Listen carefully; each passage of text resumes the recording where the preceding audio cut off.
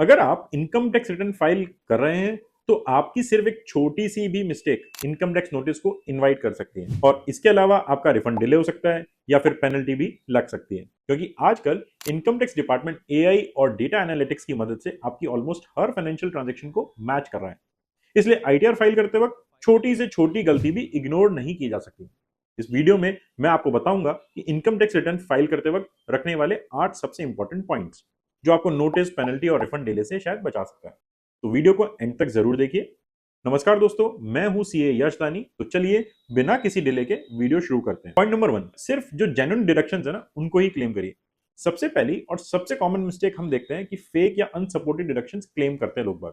चाहे आप HRA claim कर रहे हो या डोनेशंस डिडक्शंस ले रहे हो या कोई और डिडक्शंस क्लेम कर रहे हो, हर क्लेम का प्रॉपर प्रूफ और सपोर्टिंग डॉक्यूमेंट्स आपके पास होने चाहिए। सिंपल सा रूल याद रखिए कि क्लेम वही करेंगे जिसका प्रूफ हो। सेकंड पॉइंट कि एआईएस फॉर्म 26 और टीआईएस को जरूर मैच करें। आईटीआर फाइल करने से पहले हमेशा अपना एआईएस फॉर्म 26 और टीआईएस वेरीफाई जरूर करिए। कई बार इंटरेस्ट इनकम, डिविडेंड या टीडीएस मिस हो जाता है और कई बार इसका उल्टा भी होता है। हमने बहुत सारे केसेस में देखा है कि एआईएस में गलत इनकम रिपोर्ट हो रही होती है और अगर ऐसा है तो इनकम टैक्स पोर्टल पर उसका फीडबैक दीजिए ताकि इनकम टैक्स डिपार्टमेंट के रिकॉर्ड में आपकी इंफॉर्मेशन जो इनकम की है वो गलत ना जाए। याद रखिए, अगर आपके रिटर्न और डिपार्टमेंट के डेटा में मिसमैच हुआ तो नोटिस आने की चांसेस बहुत ज्यादा बढ़ जाते हैं। पॉइंट नंबर 3, सही आईटीआर फॉर्म सिलेक्ट करें। बहुत लोग आईटीआर फाइल करते वक्त गलत फॉर्म सिलेक्ट कर देते हैं। सैलरी इनकम के लिए अलग फॉर्म होता है, कैपिटल गेन्स के लिए अलग, बिजनेस इनकम है तो उसके लिए भी अलग। एक गलत आईटीआर फॉर्म सिलेक्ट करने से आपकी रिटर्न इटसेल्फ ही डिफेक्टिव हो जाती है। इसलिए रिटर्न फाइल करने से पहले यह कंफर्म जरूर करें कि आप सही आईटीआर फॉर्म यूज कर रहे हैं। नेक्स्ट पॉइंट नंबर 4, हर इनकम डिक्लेयर करें। कभी भी किसी इनकम को छोटा ना समझकर इग्नोर मत करिए, चाहे वो सेविंग अकाउंट का इंटरेस्ट हो, एफडी इंटरेस्ट हो, पोस्ट ऑफिस का इंटरेस्ट हो। हर सोर्स ऑफ इनकम डिस्क्लोज करना कंपलसरी है, क्योंकि बैंक्स और फाइनेंशियल इंस्टीट्यूशंस का डेटा डिपार्टमेंट के पास ऑलरेडी अवेलेबल होता है। तो याद रहे कि कोई इनकम मिस नहीं हो रही हो। Next point number 5, capital gains सही तरीके से रिपोर्ट करें। अगर आपने शेयर्स, म्यूचुअल फंड्स या कोई और कैपिटल एसेट करंट ईयर में बेचा है तो कैपिटल गेन्स की कैलकुलेशन केयरफुली करिए। शॉर्ट टर्म और लॉन्ग टर्म गेन्स को सही क्लासीफाई करिए और ब्रोकर स्टेटमेंट को एआईएस के साथ क्रॉस चेक करना बिल्कुल मत भूलिए।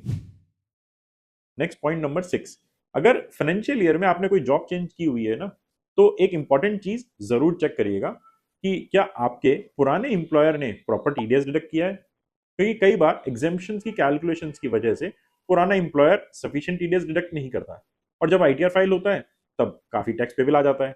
तो इसलिए दोस्तों, दोनों एम्प्लॉयर्स की सैलरी इंक्लूड करिए, दोनों के फॉर्म 16 चेक करिए और उसके हिसाब से टैक्स कैलकुलेट कीजिए।